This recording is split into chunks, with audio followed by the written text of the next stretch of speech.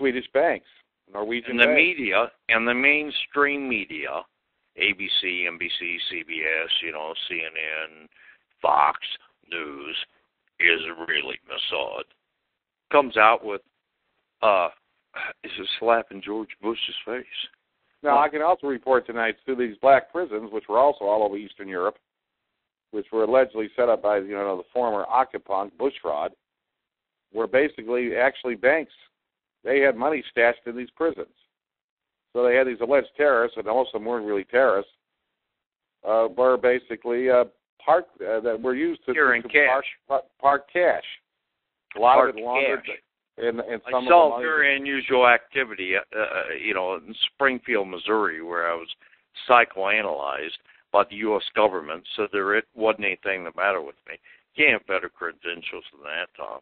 To say you're nuts, the FBI saying Stu Webb's nuts, Tom Heneghan's nuts,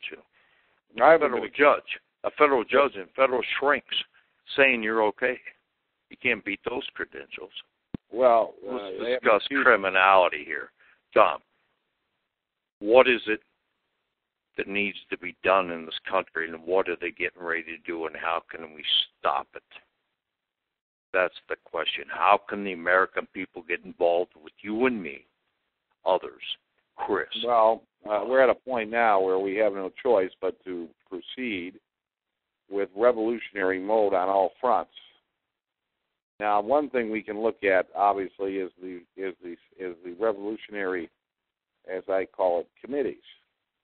And you have your town committee, and you organize it through your committee. Revolutionary twice a week in your local church or your local Legion Hall, and you reach directly out to law enforcement, because law enforcement is there to keep the law of the land and enable and protect the Constitution of the United States. Very good idea. So you reach out to the local cop on the street and invite him over for a burger and a beer after work. And explain to him that these things need to be done. And most of these law enforcement people are aware of the corruption now that is involved in our government, so that at the proper time, when the banks do collapse, which they will by the end of the year, or soon, any day, it could happen tomorrow, it could happen in a month. I've heard the same thing, yes. You will be prepared through your local law enforcement to launch the revolutionary action. Now, what needs to be done, obviously, is that the American people have to be educated, have to be brought up to speed on the extent to which this country has been looted. And I repeat that every time I'm on the air with you, Stu. It has been looted. It's always the same crowd. Millman, Bush, Clinton's Millman, Bush. Exactly. And Linder of Ohio, Chiquita Bananas, we can't forget him, Now, when you ask me for the actual time and place that revolutionary activity commences, I can tell you the time and the place. It will be when the government declares martial law in this country. Now listen, folks out there, very carefully. Write it down. Take notes. When the government launches their martial law, and they will, because they have no choice. Their banks will be broke. Their entire modus operandi will be brought to a halt. So at that point, they're either going to come at you with H1N1 flu virus, they're going to come at you with SARS, or SARS, military-grade SARS, we're reported on. Now, Janet Napolitano was quoted as saying today that there are, quote, Al-Qaeda cells on American soil. Folks, there are Mega Mossad, Blackwater, British intelligence, rogue U.S. CIA, and Department of Defense. Tied to Bush, tied to Daddy Bush, George Herbert Walker Bush. Let's put it on the record. I got to finish my... Dickhead. I'm sorry, Tom. Yeah, I got to slow down here. Okay. That are present on U.S. soil. They've been brought in here for the purpose of attacking the American people, of trying to control the American people. They are the ones that will create the terrorist incident. They're the ones that will produce the alleged emergency, because they have been scripted and they have been paid. Remember, Al-Qaeda means database.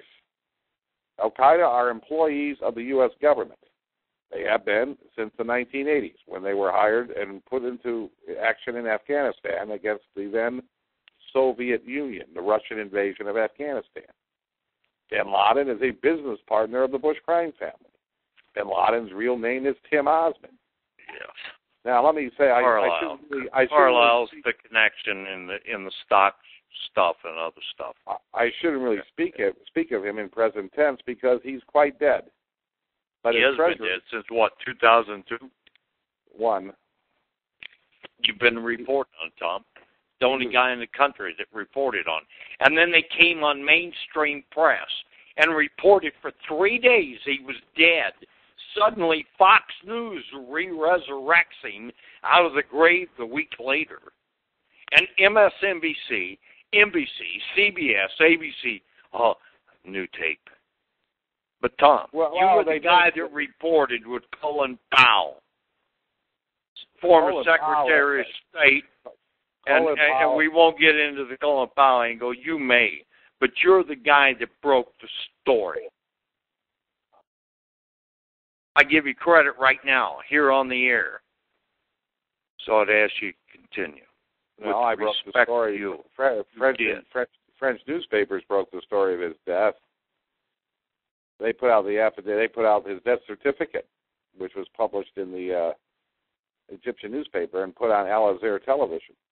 But you see, Stu, his death took place in 2001. He had gone to the CIA hospital in Dubai for dialysis treatment. The man had bad kidneys. There was no way on God's green earth this man is alive. Now, what I was talking about was the scenario for revolutionary activity, which will occur at the time that the government attacks the American people. And as I stated, the banks are in a position now where they're having a lot of trouble marking up their derivatives. Well, if they can't mark up their derivatives, they can't print money because they can't use it as collateral. And the FDIC is already broke. So what they're going to go for is martial law so they can imprison the American people. Their way of thinking is as follows. They can no longer control us. They can no longer brainwash us. Too many people know the truth now, thanks to shows like this, thanks to websites like yours, Stu, thanks to blogs like mine. Thanks to you, Tom. And others. Let's give credit where credit is due. I give it right here and now. I've known a lot of whistleblowers. And Tom, we've known each other a long time. You called war. You called war on their heads. And it happened. Yes. Enough said in that area. And we launched an attack on them. And I did it for 19 years alone, ladies and gentlemen, as a federal whistleblower, uniting with other whistleblowers, FBI agents, DEA agents, trying to bust them.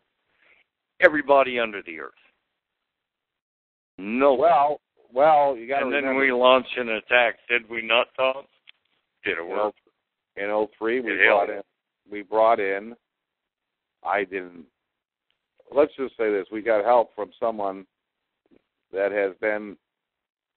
helped us originally become a republic, and yes, that has thrown them off to a degree where they are, there's only one nation in the world right now that gives a damn about the American people. Yeah, because if they don't stay free, and we don't stay free. Stu, we're doing this program right now, and I don't want to. I hate to do this on the air like this, but you got to stop talking over me, or I can't do the program. Yes, sir. I cannot complete a thought like this.